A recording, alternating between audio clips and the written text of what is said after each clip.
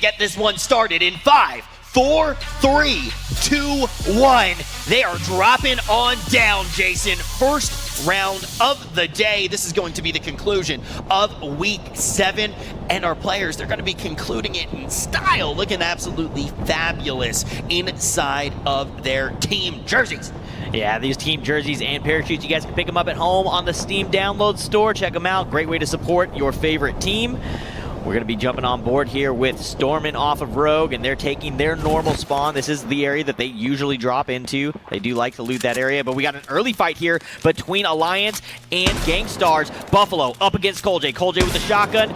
It looks like and he is going to get it. He is going to be able to find Buffalo in the back there, and that is going to be a very, very early elimination and an early point for Cole-J and Team Alliance. Now, the interesting thing about this is we actually saw Gangstars last week being this team that wanted to get disruptive. Was this them doing that again? Did they actually try to fall down on this squad of players on Alliance? Did they try to go for a risky play that they went for last week, and did they get punished for it? That really is my question here. And now, as we do watch the replay, we might be able to see just that, Jason. Yeah, we're going to see Cole-J drop down. He is going to go ahead and whiff on that opening shot. Isn't able to connect, but he's going to be able to come in here and find that third shot square in the back, right into that lower portion of the spine, and just going to fold him over.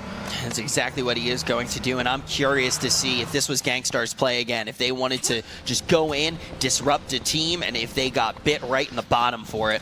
Yeah, I mean, they're dropping in an area that I do believe Alliance normally lands in that area of the map. I would have to go back and look. Players at home may prove me wrong on that one, but Gangstars does like to shake it up a little bit. I think that they did drop on them. Hey, one of the ways that you would know whether or not this is the place that they do like to drop is if you watched every single week, Jason. Have you been? I guess I haven't. I think technically you have to, otherwise it wouldn't even happen. But every Wednesday on Facebook, pre-show, going to start at 6:45 p.m. PDT, and we're going to be in a game by 7:15, guys. If you haven't been watching, if this is the first time that you've gotten to watch, welcome. Today is going to be a stacked day of matches with 3. But we still have a few more weeks here at the H1Z1 Pro League in this first split. Then we're going to have another 10 once we get to the second split. So as we look at this game, as we look at the 3 games today, it is going to be very impactful to that first half of the season. Yeah, this is kind of buttoning up. We're right at the end of the first half of the season. This is really kind of where you set up to get your confidence level before you go on break until, I think, October for the second split. Wow, all the way till October. Nice little break for everyone. But the thing is you can't get rusty during that at all. Every round going to be so crucial in that second split, just like it is in this first one. Already having an early death. We haven't talked too much, though, about what we expect to see as the gas begins to spread. And, able to keep control of it. I thought Drop might end up getting a little bit of a roll there out of the car. I thought they were going to be going down, but the gas is coming out. First wave's coming out. The gas circle is going to be to the northwest corner. The majority of it is going to be within playable space on the map. So these guys are going to be confident with this circle. It is going to go ahead, and we can got it up on screen for you guys now. So teams like Obey already set up in a pretty decent location. They'll be able to get grouped up. TSM starting to rotate in. We saw Drop in them trying to find a location up there in the ridges before he almost flipped the car. Teams like Epsilon, they got a little bit of distance to travel, though. Epsilon's got a little ways to go before they get up there. This is one of those circles, again, where everybody kind of has their set spawns, so certain teams are going to have less travel time than others just based on the circle coming to them. The interesting thing is, though, is Epsilon, you talk about them having quite the trek ahead of them. It really is going to be 2 players of Epsilon that have the long trek. Yeah. 3 of them have already rotated into the safe zone. So, Jason, as someone who's played at very high levels before, you may be a little bit rusty now. I've watched you play it a few times. Thanks, bud. Appreciate that. A little bit rusty. You know, not fully rusted, not fully oxidized, but definitely a little bit rusty. The thing is, though, is this definitely indicates a clear thing. What is happening with Epsilon that we see the team split in 3 and 2, and 2 of those players being tucked so far away from the safe playable area? Well, the 3 are basically the scout team right now. They're going to go ahead and they're going to try and find a location that they think is a good spot. They're going to set up shop. They're going to hold that spot down until the other 2 get there. The other 2 are hanging out, and they are basically just stacking a vehicle with extra helmets, extra ammo, med kits, whatever they can get their hands on for later. They're going to stack those cars up, and then they're going to bring all that extra loot up to the other 3. Basically what's going on, you got the 3 little piggies, the three children of the bunch running around looking for the sweetest candy, the best spot to hang out. Then you got the other two in the back. That's mom and dad of Epsilon. They're looking for all the vegetables and the broccoli on this grocery shopping list of mayhem. Exactly. That's exactly what I said. I appreciate your interpretation of that. Yeah, just trying to help you out, man. I got you. All right, we are going to see those bombs come through. For everybody at home, if you don't know what those are, there's an airdrop that drops onto the map. It has some high priority items, some items that you definitely want to get your hands on to hit body armors and the very coveted sniper rifle. However, when you go for it, you put yourself at risk because everybody else is going to see you going for it. And also, the bomb planes in the sky, they have a tendency to come through and really mess up some players' days. They definitely do just that. The best plans of both men and three little piggies running forward in front of their parents in the candy store do often go awry, but we have just gotten to see so many rounds at this point inside of this first split. Have you seen a clear path of play around the drops? Because we talked about it quite a bit, that the meta may be affecting how the players actually do want to go for it. Are they trying to push in for that loot? Are they playing more defensively, trying to get picks around it? Or do you think it hasn't stagnated? I think that people have been actually pretty aggressive on getting them for the most part. We've seen a lot of them grab, but a lot of the times that we end up seeing them get grabbed, we can't catch every single one. It's just not possible with the camera and three of them being grabbed at the same time. But the majority of the ones that we've seen, people have kind of had it free, right? It's kind of landed next to them or landed in the middle of the city, and they were already sitting in a building next to it. So we haven't seen a lot of crazy play surrounding them yet. So it's like a controlled burn. It's aggressive, but within reason. Yeah, I mean, we do see some fights every now and then. We've seen a few, but not nearly as many as I would have expected at the beginning of the season. I think that there have been so many things that you would say, not as expected at the beginning of the season. Oh, yeah. The new scoring system is just such a huge change. That was unexpected for the beginning of the season, right? The scoring system was a major change. For sure. And you need to be thinking about that. I mean, that's about as big of a change that you could really have going into the league. And you know it's going to be huge. You know it's going to just completely change the way that we view the game, completely change the way that the players actually get in and play the game. But you can't figure out what it's going to be until we jump down. Right. And we've seen it have a big effect on teams like CLG, right? We just talked with Flamehopper about what the changes have been for him and his team, and they've definitely had an effect. So it's something to keep an eye on. Yeah, it's definitely something that we need to be thinking about, Jason. But off camera, Cloud9 was able to pull down an elimination right now. And as you can see, actually, that bomb plane we were talking about came through, and it got an elimination. Sorry for the caster's curse. It looks like I set somebody up for disaster there. We actually just destroyed their life. Maybe you're not Rusty. You were able to, pick up a kill as a caster in the Pro League. I am way ahead. 200 IQ plays left and right. I've got this. And as you can see now, we're only going to have 72 players left remaining in this, the first round of 3 tonight. And Cloud9 going to look pretty scuffed up right now. Cloud9 with only 3 of those players. Honestly, we are just geniuses tonight. We were talking about Cloud9 before we even went to that replay. They're a team that has been really disruptive in a lot of ways as far as where they like to drop, and now they are going to get punished for some of these crazy, potentially maybe even over-aggressive plays. But the other team that you were talking about before we actually had those kills come in was CLG, another team that tonight we actually got to hear from the man himself how they're making these changes. Yeah, they're definitely making some changes. We've talked about it before. Flamehopper's kind of taking a second seat over and letting Grimmy Bear take control of those calls. One of the other things to point out, though, is that this match here does require Kreenak to be playing because he was in the Week 7 Game 1. But Calzy is now back, and he'll be making his Pro League debut later. So I think we'll actually end up touching back on that a little bit later before we get into that match. But I'm going to say something right now. That might have an effect on some games tonight. You know, we could definitely wait to talk about it, but I'm going to say something right now, at least in my personal opinion. Casted over Calzy quite a few times with you. Fantastic player.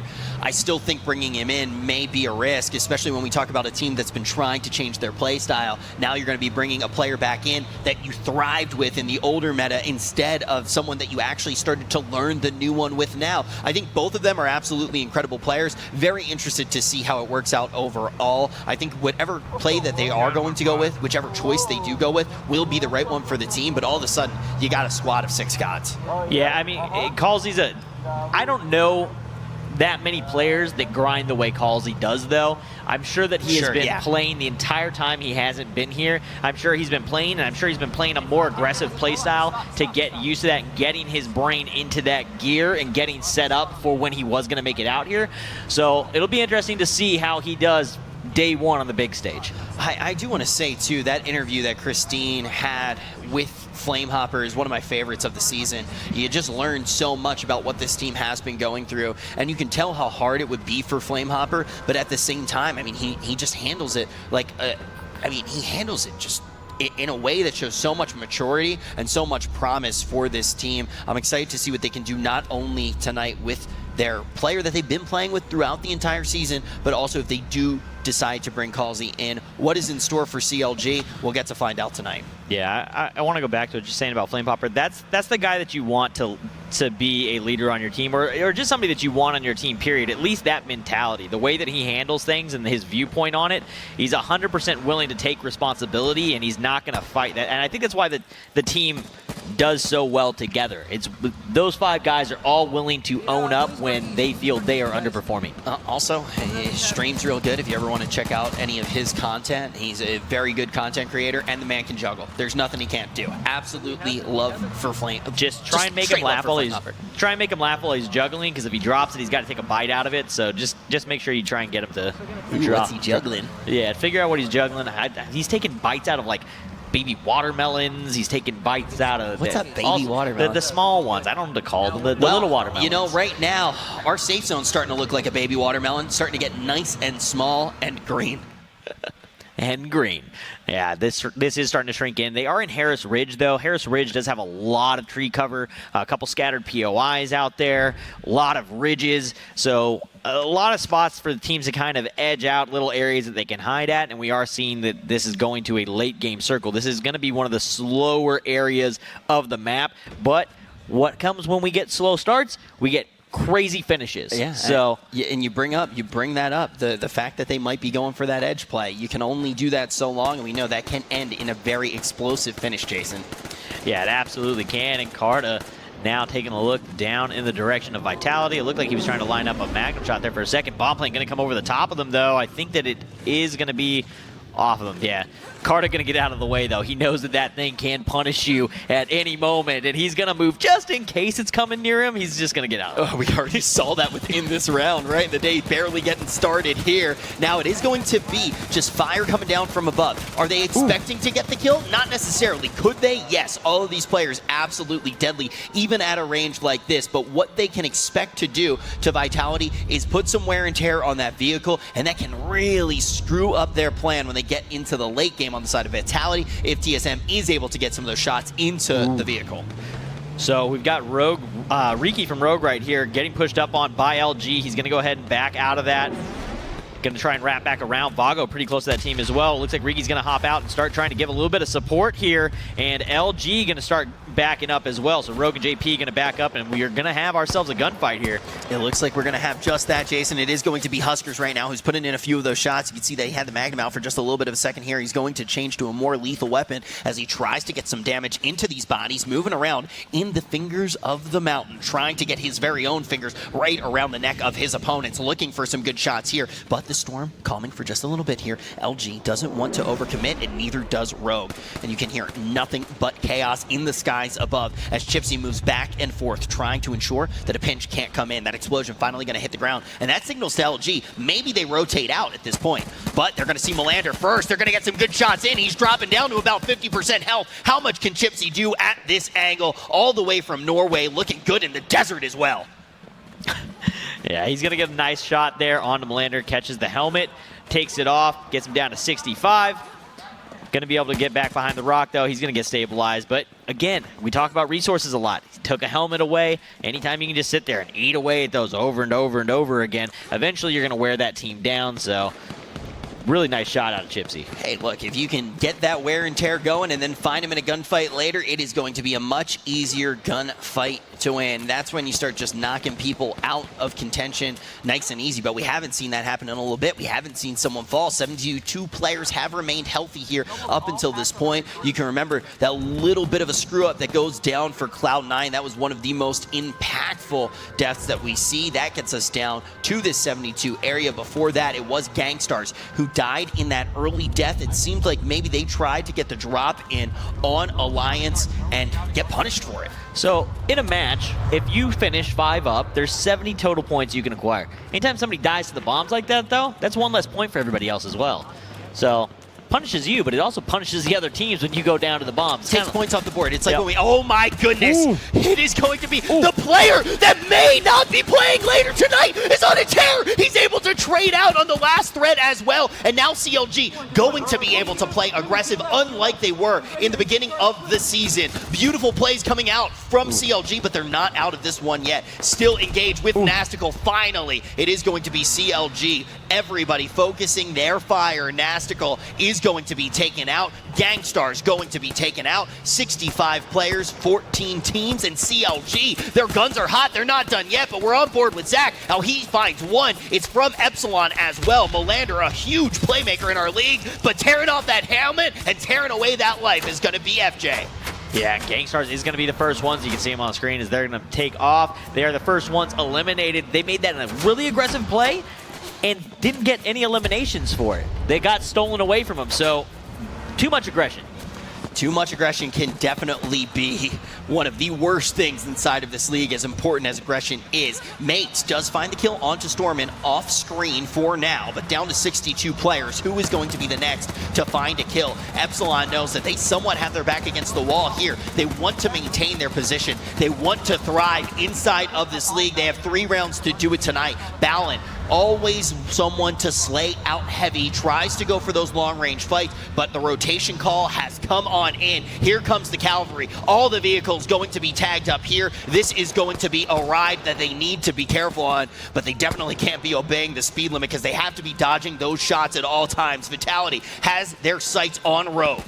Yeah, coming up with the shots, trying to find a bullet into Huskers there. Vago on the other side, going to go down to Flowers from C9, and Imperial Hal going to go down to Doug is Raw. IG Tipsy going to drop down to Benny Boy, and Aladdin going to get eliminated by Shades there. So players off screen dropping left and right. Folks, do not blink right now. If you think this is going to slow down, you are very, very mistaken. Apex Shay going to lose that body armor here, going to need to use that vehicle as cover as Nad finds one, Riki finds one, Tempo Storm and CLG getting tagged up. CLG all of a sudden looks like they are in a terrible position here, but Nightwalker going to be the one to prove that they still have some fight left as Flamehopper falls, now Nightwalker falls, and that's going to be it for CLG. They're going to be out of this one with 4 points, playing very aggressive tonight, but maybe too aggressive indeed, and the kills still coming in. Mig going to find one onto Alliance. 12 teams going to be left up at 10, Jason. We are going to be entering that multiplier range, and it doesn't look like Alliance may be able to last long enough to make it there.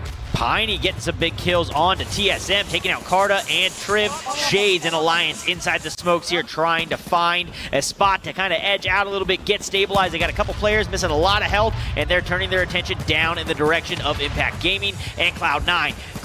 Alliance picks up a kill onto Blank, and the kill feed just starts going off. Set to Destroy finally able to find some kills. They have 3 right in the middle of the pack here, but they're one of the few teams alongside Echo Fox that has all 5 players. LG also does have all 5 players, but they have been very quiet up to this point with 0 kills. Impact Gaming going to get an own kill here. It is going to be Teenage from Obey Alliance who does most of the damage to set that one up. Then Crossover comes out, finds Benny Boy. This could be big. Benny Boy no longer going to be playing for Set to Destroy X. Set to Destroy X only with 3 points.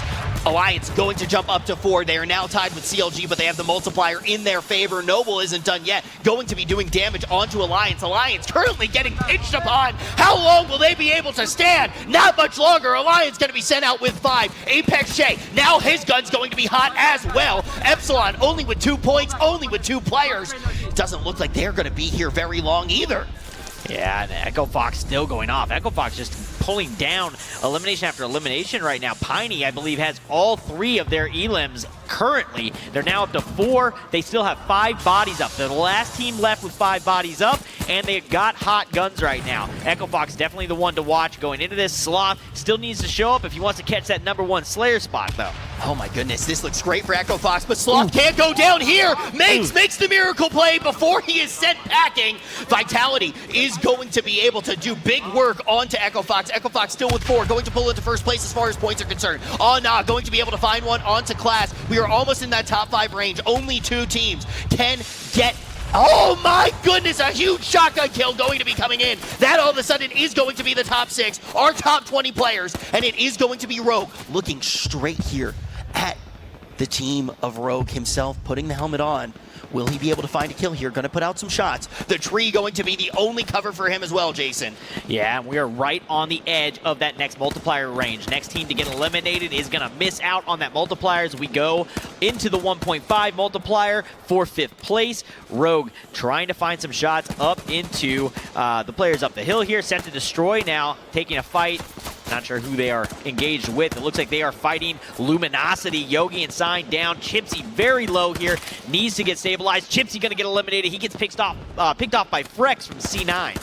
All of a sudden, as this gunfight rings out, remember, in the bottom right-hand corner of your screen, you are going to see how many players are standing for each team, but don't expect those numbers to stay the same for long. That is going to be represented by the dots on your screen, the numbers, how many kills they have acquired, how many points, and as we move into the top 5 teams, that is when we are going to see that 1.5 multiplier come into effect on all of the scores on the bottom right-hand side of your screen. The #1 team, they get a 2x multiplier. And all of a sudden, you can see teams being a little bit patient. They don't want to be the next team to go because the next team to go isn't going to get anything more than the 1.25 multiplier. It is going to be set to destroy X. That is going to be able to get aggressive here. Now the breaching play coming in from Echo Fox. They are going to be able to pinch in onto Ziki, finding the kill. Will they be able to find any more? Just throwing everything that they have. They know that this could be the biggest fight for them. And Echo Fox now taking shots in the back from Shurima off of Noble. And they are going to lose another player there, and they're down to 3. Now currently up against Riki and Huskers from Rogue. These 2 players have been guys that have been able to hold on. We've seen it multiple times where the 2 of them will just hold on for an eternity, and they end up clutching up kills. Set to destroy, though, now going off as they take down Frex and Flowers off of C9. Noble coming in and destroying Echo Fox, deleting them from the match, and out comes Riki to get the final elimination into Echo Fox. Oh my goodness, what a crazy play it was as well. Did not know which way it was going to go, but now inside of the smoke is going to be none other than Huskers. Huskers is going to be backed up just for a little while here by Riki. Riki needs to bandage himself up nice and quick, but they have made it to the top 3. And you can see Noble trying to use their body count to wrap around here, put Set to Destroy X in a bad position while also having their sights on to Rogue. But it is going to be Set to Destroy X who decides to get aggressive here, tries to get both of these kills, and they're going to do just that. And now Set to Destroy X is going to have 8 points. Now 9. Noble going to be right behind them by 1 point, and it is an all-out brawl, 4-4 as far as men are concerned. Who is going to collapse onto who? Top 2 playing for that 2x multiplier, playing for these last points. It is down to the wire. Yeah, this final fight is about to go off as the gas starts to release. It is going to force one of these 2 teams to go ahead and make a move. Chance going to be the first one to throw out a smoke nade and start making a move down towards the rest of his team. Some blind shots into the smoke out of Prodigy. Ace is not able to find home, and he's going to run right into Spirits. Looked like he wanted to take the shot, ends up not taking it there, but turns his attention over toward Nadroj and Chance, and still just cannot find a shot. He needs to keep an eye out on this left side. Spirit's trying to make that flank on him, and that nade going to come in. It's going to be close. Prodigy Ace is so aggressive. He is going to be that player that sacrifices himself to potentially bait out that flank, but will it be to any avail? Spirit's still looking for just that. It may be a one-on-one fight between them as the rest of the team try to deal with the group, the herd that has formed on the other side. Prodigy Ace still stays alive. Now he's dancing with fire, manages to dodge that Molotov cocktail, pushed into a very tough position away from the rest of his team, and the tension is going to be high here. We have a standoff. The line has been drawn in the stand, but it is going to get tighter and tighter. The gas going to be that catalyst for this fight. Now it is going to be Smokes being traded out, and all of a sudden Doug is Raw going to be the boogeyman for Prodigy Aces. Can they push in here? But Nad going to be able to get that kill. kill chance, going to be able to get a two-piece as well, and he's not stopping at all. Stop a little. Oh, no. Going to be able to find two. Shurima Wizard going to be able to trade out one. Who stays up here? Shurima looking like an absolute god, going to be backed up by Chance, and all of a sudden, this could be huge. That was a lot of points coming in for Noble. I cannot wait to see that leaderboard. Yeah, that leaderboard is going to be interesting. We didn't get to see it right there at the end as those eliminations came in, but Noble able to clutch that one up. One thing I could sit there and think of, I was waiting for them to do like a Red Rover, send whoever right over. That lineup, the tension was just building there forever. And with that, this is going to be the results just for this round. 24 points in the back pocket of Noble. After pulling that down, they were able to get those 12 kills. That's going to